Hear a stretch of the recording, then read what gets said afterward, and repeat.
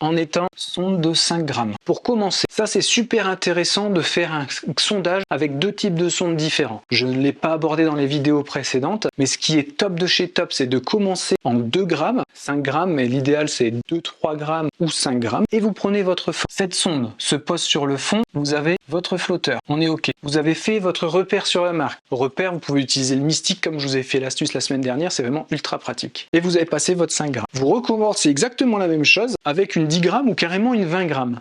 Et vous voyez comment ça réagit. Là, vous avez déjà une notion de type de vase. Est-ce que c'est une vase molle, très molle ou intermédiaire? Avec le temps, vous allez vous rendre compte. Vous passez une sonde de 2 à 5 grammes, vous envoyez dans la foulée une sonde de 20 ou 25 grammes, et vous refaites la même chose. Vous avez votre repère, parce que vous avez déjà votre flotteur qui est nickel. Donc si votre flotteur continue de s'enfoncer de l'ordre de 10-15 cm, alors que vous êtes passé avec une sonde de 25 grammes et qu'avec la sonde de 5 grammes, c'était quasiment posé, là c'est super intéressant. Vous avez une vase très molle et un fond très mou. Donc attention à la nature de votre amorce quand vous allez présenter et amorcer, parce que vos boules vont potentiellement très facilement s'envaser. Et ça, c'est pas intéressant, bien sûr.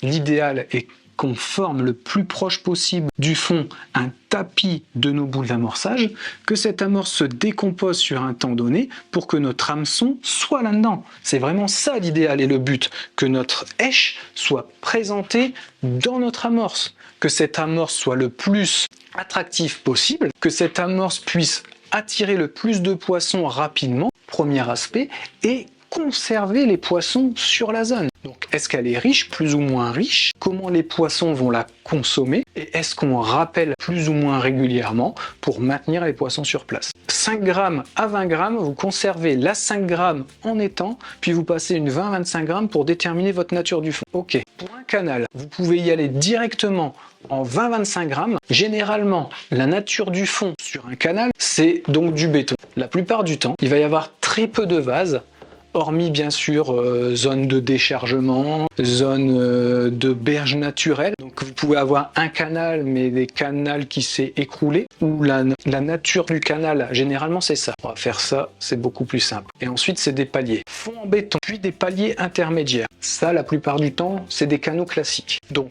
on se met forcément en bord de berge, puis on va sonder. C'est intéressant de trouver ce premier palier, surtout sur la nature. Est-ce que vous décelez des cailloux ou non sur ce premier palier? Là, c'est super intéressant parce qu'il y a une grosse quantité de poissons, notamment les perches, qui vont s'accumuler sur ces zones ici et ici. Première bordure, deuxième bordure, dès qu'il y a de la piste. Ça, c'est super intéressant pour débuter des pêches. Ou alors, quand les péniches ou n'importe vont passer sur votre canal, il va y avoir des bassinets. Donc, votre amorce va réagir différemment. Si elle est au fond, elle va se faire plus ou moins emporter, même si en fait c'est pas forcément vrai, parce que si vous avez la bonne amorce, elle reste sur le fond, parce que sur le fond le courant est neutre, il n'y en a pas. Bon, bien sûr, si vous avez une péniche de 200 tonnes qui passe et qui aspire tout, là elle envoie, mais c'est vraiment beaucoup plus vrai sur une rivière, il n'y a pas du tout de courant sur le fond, et ça c'est super intéressant à savoir quand vous calez votre ligne. Donc taille de la sonde au niveau du canal, vous pouvez y aller directement en 20-25 grammes. Vous cherchez vos paliers et vous allez déterminer là où vous allez pêcher. Moi j'aimais bien en fait faire deux coups. Un coup à 5-6 mètres sur le premier ou deuxième palier, puis un coup à 11 mètres. Souvent il y a plus de paliers de toute façon. Vous allez avoir un palier à 10 mètres, vous pouvez retrouver un palier à 12-13 mètres, puis après généralement une quinzaine de mètres pour la plupart des canaux, vous avez votre fond qui est régulier. Et bien comme je vous ai dit, au niveau de la taille de cette sonde, allez-y directement en 20-25 grammes, mais ce qui est intéressant c'est de chercher les pierres, les cailloux en bordure, parce que là vous allez pouvoir mettre même de la terre pure ou de l'argile pure, ça va vous débuter votre pêche, ou s'il y a des grosses bassinets, pendant ce temps-là vous pêchez sur ces zones, et ensuite vous revenez sur vos zones de gardon, brème au niveau du cou. Ça c'est super intéressant, qui est amorcé en plus grosse quantité.